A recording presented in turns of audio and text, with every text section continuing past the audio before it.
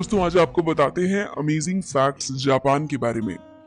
Japan में कई ऐसी चीजें होती हैं जो कहीं और नहीं होती, जैसे कि ऑफिस में सोना यहाँ पर बुरा नहीं माना जाता। आमतौर पर ऑफिस में सोना बेहद गलत माना जाता है, लेकिन जापान में सोना गलत नहीं है। ऑफिस में अगर किसी स्टाफ को बहुत ज्यादा काम है और वो अचानक सोने लगता है, बॉस के सामने उसकी छवि खराब होने की बजाय अच्छी हो जाती है। इसकी वजह से कई बार लोग जानबूझकर ऐसा करने का नाटक भी करते हैं। जापान की इस अजीबोगरीब चलन के बारे में पूरी दुनिया में चर्चा होती है।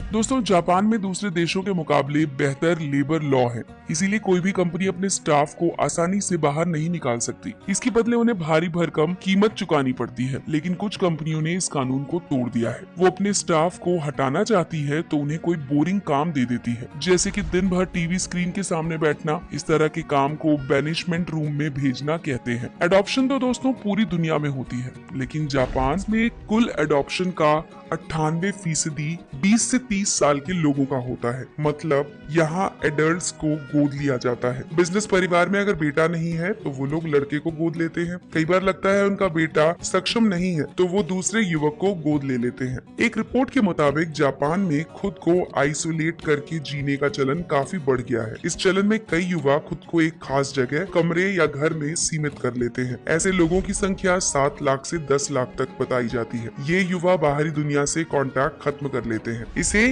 हिकिकोमोरी कहते हैं। और दोस्तों अब बताते हैं आपको कैप्सूल होटल के बारे में। जापान में ट्रैवल के दौरान आराम करने के लिए सिर्फ एक बेड की जरूरत होती है। यहाँ कैप्सूल होटल बनाए गए हैं जिसमें सिर्फ एक बेड है, जितनी जगह ले सके बस उतनी ही जगह है, और साथ साथ आपको वाईफाई और टीवी जैसी सुविधाएं मिलती हैं। हालांकि ज्यादातर कैप्सूल सिर्फ पुरुषों के लिए ही बनाए गए हैं। इसके अलावा दोस्तों यहाँ पर लोग कॉस्मेटिक सर्जरी से दांतों का इम्परफेक्ट शेप करवाते हैं। जी हाँ दोस्तों, आपने सही सुना, कई जगहों पर सही आकार का दांत नहीं होने के कारण खराब माना जाता है, लेकिन यहाँ पर यानी कि जापान में कुछ अलग ही परंपरा है। यहाँ के युवा अपने दांतों को सामान्य से अलग शेप दिलाने में जुटे हैं। कई युवा दांतों की कॉस्मेटिक सर्जरी से उनको इम्परफेक्ट शेप दिलवाते हैं। और दोस्तों अंत में है अमेरिका में, जहाँ टिप देना अच्छा माना जाता है, वहीं जापान में टिप देने पर सामने वाला बेहद असहज हो जाता है। जापान में वेटर, ड्राइवर या किसी भी वर्कर को सामान्य तौर पर टिप लेना पसंद नहीं है। टिप मिलने पर वो अपने सीनियर से शिकायत कर देते हैं। कई बार वेटर टूरिस्ट की तरफ से टिप देने पर उसे वापस कर देता है। अगर आपको हमारी ये जानकारी पसंद आई हो तो इस वीडियो को लाइक करके अपने दोस्तों के साथ जरूर शेयर कीजिए।